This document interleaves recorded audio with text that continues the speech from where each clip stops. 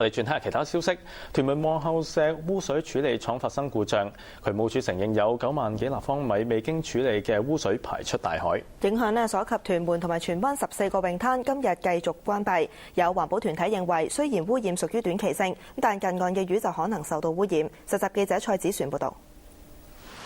屯門蝴蝶灣泳灘，康文署貼咗告示提醒泳客水質受到污染，唔好落水，但泳客就繼續游水。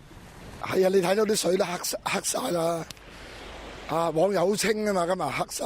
係真係覺得成個海係真係好污糟咯，因為佢應該污染咗啦已經。今次發生故障嘅皇后石污水處理廠，一般都係處理商用或者住宅嘅污水，而唔涉及工業污水。渠務署解釋，故障係4個處理污水嘅隔篩同時斷裂，冇處理污水。每一台嗰個不鏽鋼鏈咧斷咗。咁斷咗，我哋睇咧，即係初步估計就係斷咗，似乎同個物料有關係。但係咧，其實點解個物料會係咪有問題而令到佢斷咧？其實呢樣嘢我哋仍然都需要調查嘅。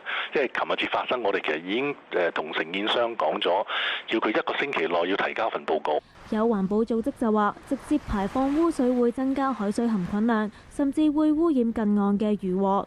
呢個污染亦都會影響咗佢哋嘅漁獲，或者會如果唔盡快解決嘅話咧，可能會污染到啲漁獲，咁最終亦都會影響咗我哋嘅市民。臨時關閉嘅仲有屯門嘅6個泳灘同荃灣嘅8個泳灘。環保署派人抽查海水樣本，估計星期3會有結果。亞洲電視記者蔡子璇報導。台灣空